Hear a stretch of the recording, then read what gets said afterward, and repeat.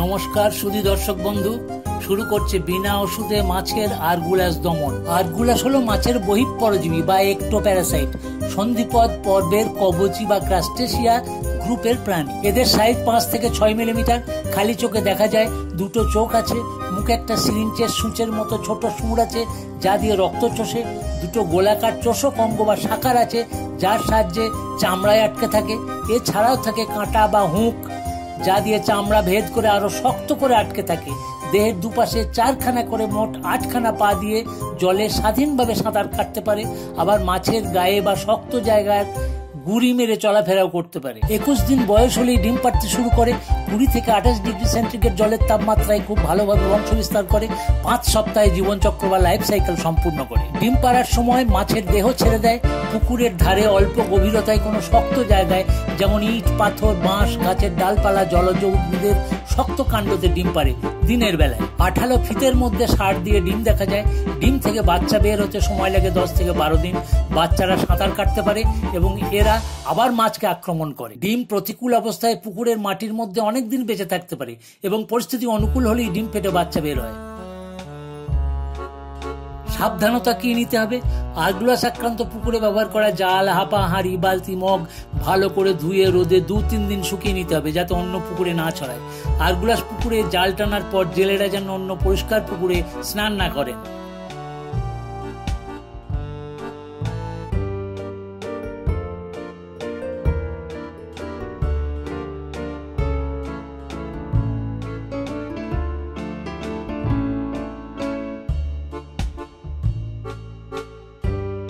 কিভাবে আক্রমণ করে? প্রথমে মাছের দেহে এদের দুটো শাখার ও ছোট ছোট কাঁটা বা স্পাইন দিয়ে আটকে যায়। অন্যান্য সরু সূক্ষ্ম লম্বা কাঁটা দিয়ে চামড়া ভেদ করে হাঁচড়ায় ও ক্ষত সৃষ্টি করে। তারপর সিরিঞ্জের মতো ছোট সুঁড় ঢুকিয়ে দেহে রক্ত, কোষ রস ও মিউকাস চুষে খায়। একই সাথে এরা একটা টক্সিন বা বিষ লালা মাছের দেহে ছেড়ে দেয়, যার জন্য মাছ চুলকানি বোধ করে। কোথায় আক্রমণ করে? দেহের যে কোনো জায়গায়, বিশেষত পাখনা ও লেজের গোড়ায়, চামড়ায়, এমনকি ফুলকাতেও।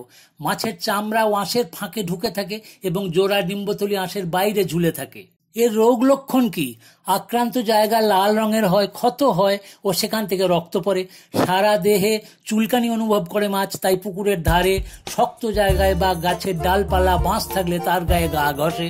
সবসময় অস্থিরতায় ভোগে, বেশি হলে উদ্দেশ্যহীনভাবে ঘোরাঘুরি করে, মাঝে মাঝে জল থেকে ওপরে লাফায়, আঁশ খসে পড়ে, দেহ থেকে প্রচুর মিউকাস বা লালাক্ষরণ হয়, অ্যানিমিয়া বা রক্তাল্পতা হয়, মাছ ধীরে ধীরে দুর্বল ও রুগ্ন হয়, বৃদ্ধি কমে যায়, আস্তে আস্তে চলাফেরা করে, খাবার খাওয়া বন্ধ করে দেয় ও শেষে মারা যায়।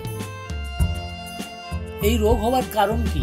পুকুরে জলজ আগাছা থাকলে, অত্যধিক মাছ মজুদ থাকলে, ইট, পাথর, বাঁশ, গাছের ডালপালা থাকলে, জৈব বস্তু যেমন পচা পাঁক, জৈব সার বেশি থাকলে, জলের পরিবেশ খারাপ থাকলে, আরগুলাস আক্রান্ত পুকুরে ব্যবহার করা জাল, হাপা, হাঁড়ি, বালতি, মগ সরাসরি ব্যবহার করলে, আরগুলাস আক্রান্ত পুকুরের জল পরিষ্কার পুকুরে ঢোকালে, মাছ না থাকলে, পরিণত আরগুলাস 2 সপ্তাহ এবং সদ্যজাত লার্ভা 1 থেকে 2 দিন মাত্র মাছে। প্রতিরোধ ব্যবস্থা কি নেবেন?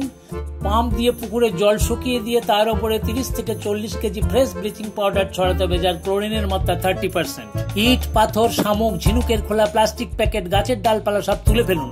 10 থেকে 15 দিন পর জল ভর্তি করে তারপর মাছ ছাড়ুন। পুকুরে নারকেলের পাতা ফেলুন আর বাঁশের খুঁটি পুঁতুন। আরগুলাস এই 2 জায়গাতেই ডিম পারবে। বাঁশের গায়ে মাছ গা ঘষে আরগুলাস ছাড়াতে পারবে। একদিন অন্তর নারকেল পাতা ও বাঁশগুলোকে জল থেকে তুলে রোদে ভালো করে শুকিয়ে নিয়ে ঝেড়ে আবার দিন। 15 থেকে 20 দিনের মধ্যে নতুন আরগুলাসের বাচ্চার সংখ্যা বেড়ে যাওয়া রোধ হবে। আরগুলাস ধীরে ধীরে কমে পুকুর থেকে সব চলে যাবে। আরগুলাস হলে কি করবেন? পুকুরে আগে চুন দিন, তারপর দুটো ট্যাঙ্কে 200 থেকে 300 লিটার পরিষ্কার জল ভর্তি করুন। একটাতে লবণ, অন্যটাতে পটাশিয়াম পারম্যাঙ্গানেট ঢেলে ভালো করে দ্রবণ প্রস্তুত করুন। দুটো দ্রবণেই 1 মিনিট করে মাছকে ডুবিয়ে রাখুন, তারপর পুকুরে ছাড়ুন। লবণ জলে আরগুলাস দেহ থেকে ছেড়ে যাবে আর পটাশিয়াম পারম্যাঙ্গানেট ক্ষতস্থান থেকে ব্যাকটেরিয়া ও অন্যান্য রোগ জীবাণু ধ্বংস করবে। আরগুলাস আক্রান্ত মাছকে আর কোন রোগ জীবাণু দ্বিতীয় দফায় আক্রমণ করে?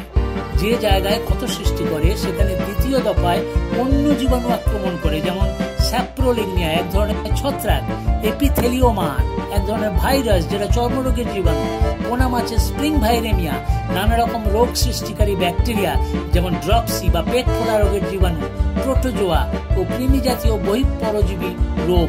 এইসব যদি পুকুরের মাছে আরগুলাস উকুন হয় তাহলে করবোটা কি, প্রতিকার কি? আবার বিনা ওষুধে? আজকাল আরগুলাস মারতে নানা ধরনের কীটনাশক বিষ বা ইনসেকটিসাইড পুকুরে ছড়িয়ে দিতে শুনেছেন বা দেখেছেন। আপনি কি জানেন এতে কি ক্ষতি হয়? আরগুলাস মরলেও পুকুরের যাবতীয় প্রাকৃতিক খাদ্য ধ্বংস হয়, মাছের দেহেও প্রবেশ করে এবং দেহের লিভার, কিডনি, ফ্যাটি টিস্যুতে সঞ্চিত হয় বা বায়ো অ্যাকুমুলেশন হয়, যা আমাদের স্বাস্থ্যের পক্ষে অত্যন্ত মারাত্মক। ডোজ অল্প হলেও বিষ খাদ্য শৃঙ্খলের মধ্যে প্রবেশ করে, অর্থাৎ ছোট খাদ্যকণাকে যখন বড় প্ল্যাঙ্কটন খায়, বড়কে আরো বড়, শেষে মাছ, অবশেষে আমরা। তার মানে প্রতি ধাপে এই বিষের মাত্রা বাড়ছে, যাকে বলে বায়ো ম্যাগনিফিকেশন।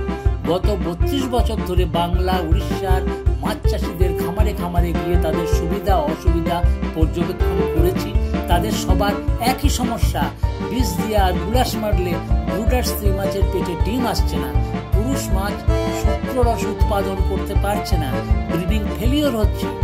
তাছাড়া গ্রামে গঞ্জে পুকুরের জল তো আমরা ব্যবহার করি, স্নান করি, গবাদি পশুদের খাওয়াই, ঠাকুর দেবতার রান্নার কাজে খাইও। সুতরাং কি মারাত্মক অবস্থা একবার ভাবা দরকার।